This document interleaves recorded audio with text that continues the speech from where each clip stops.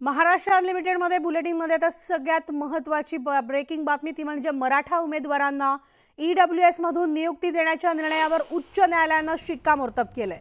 ACBC कोट्यामधील Maratha उमेदवारांची EWS कोट्याअंतर्गत नियुक्ती रोखणारा मॅटचा फेब्रुवारीमधील आदेश न्यायालयाने रद्दबातल ठरवला आणि एसीबीसी ईडब्ल्यूएसचा पेच निर्माण होऊन 2019 पासून रखडलेल्या नियुक्त्या उच्च न्यायालयाच्या या ऐतिहासिक निकालामुळे मार्गी लागलेले असून राज्यभरातील मराठा उमेदवारांना हा मोठा दिलासा मिळालाय। तर खंडपीठाने त्यांच्यासाठी ईडब्ल्यूएस कोटा खुला केल्यामुळे गेल्या 3 वर्षांमधील विविध भरती प्रक्रियेतील जवळपास 3485 उमेदवारांच्या नियुक्त्या आता मार्गी लागणार आहेत।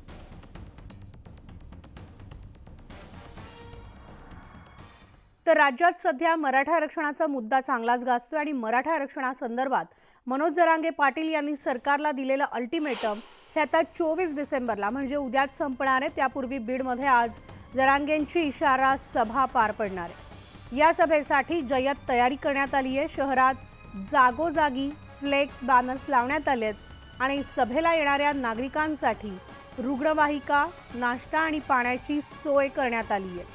तर सभेपूर्वी बीडमधील डॉक्टर आंबेडकर पुतळ्यापासून भव्य रॅली काढण्यात येणार आहे। यामध्ये 200 जेसीबींमधून पुष्पवृष्टी केली जाणार आहे। तसंच या सभेला 5 लाख ते 10 लाख मराठा बांधव उपस्थित राहतील असा अंदाज वर्तवण्यात आलाय। दरम्यान मनोज जरांगे या सभेत सरकारला काय इशारा देणार याकडे आता सगळ्यांचंच लक्ष लागलं आणि याविषयी सविस्तर अपडेट्स जाणून घेऊयात। आमचे प्रतिनिधी सिद्धार्थ गोदाम आपल्या सोबत आहेत।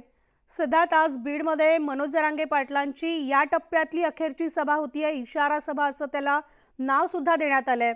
उद्या त्यांचं अल्टिमेटम संपतंय, त्यामुळे एकूणच या सभेमध्ये काय घोषणा केली जाऊ शकते याकडे आता सगळ्यांचंच लक्ष लागलंय। काय अपडेट्स आहेत? निश्चितपणे आजपर्यंत अनेक सभा मनोज जरांगे पाटील यांनी घेतल्या, मात्र आजच्या सभेकडे संबंध राज्य असेल, राज्य सरकार असेल, मराठा समाज असेल, सगळ्यांचं लक्ष लागून राहिलेलं आहे। कारण या सभेला त्यांनी नावं दिलेलं आहे की निर्णायक इशारा सभा। कारण सरकारला जो काय अल्टिमेटम दिलेला आहे तो 24 तारखेला मध्यरात्री 12 वाजता संपतो आहे। त्याआधी सरकारने मनोज जरांगे पाटलांच्या मागण्यांवर त्यांचं समाधान केलं तर या ठिकाणी ही सभा जी आहे ही इशाऱ्याची सभा न होता ही अभिनंदनाची सभा होईल असं सुद्धा पाटलांनी जाहीर केलेलं आहे। निश्चितपणे आता या सभेत मनोज जरांगे पाटील काय बोलतील हे कुणालाच माहीत नाही, मात्र ज्या पद्धतीने तयारी चालू आहे, मराठा समाजाच्या जिल्ह्यात बैठका सुरू आहेत, पोलिसांनी ज्या पद्धतीने नोटीस दिलेल्या आहेत त्यावरून आपण एक अंदाज काढू शकतो की मराठा समाजाचं समाधान 24 तारखेपर्यंत झालं नाही किंवा आज मनोज जरांगे पाटलांना सरकारचा काय मेसेज आला नाही तर मराठा समाज मोठ्या संख्येने मुंबईमध्ये जाऊ शकतो आणि मुंबईमध्ये हे आंदोलन फक्त 1-2 दिवसासाठी नसेल तर हे अनेक दिवसांसाठी आंदोलन असू शकतं आणि मनोज जरांगे पाटील यांनी सांगितलेले की 2 ते 2.5 कोटी मराठे मुंबईमध्ये जातील आणि त्यानंतर काय होईल ती सरकारची जबाबदारी राहील।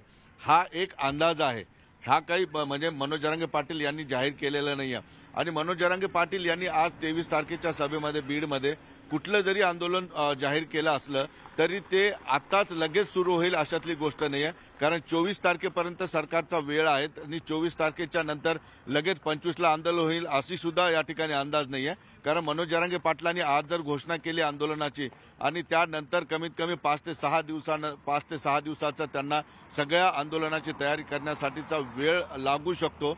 त्यामुळं आज जरी घोषणा झाली तर सरकारकडे पुढचे 24 तारखेपर्यंतचा वेळ आहे आणि मनोज जरांगे पाटलांच्या महत्त्वाच्या 2 गोष्टी राहिलेल्या आहेत। कारण मुख्यमंत्र्यांनी अधिवेशनामध्ये त्यांच्या 4 पैकी 2 मागण्यांना त्या ठिकाणी मान्यता दिलेली आहे, त्या पद्धतीची बोलणी झालेली आहे। एक, रक्ताचे नाते कोणते हे सरकारने जाहीर करावं आणि आईकडच्या मुलांना सुद्धा, आईकडच्या नातेवाईकांना सुद्धा रक्ताच्या नातेवाईकांमध्ये लाभ देण्यात यावा ही पहिली मागणी आहे।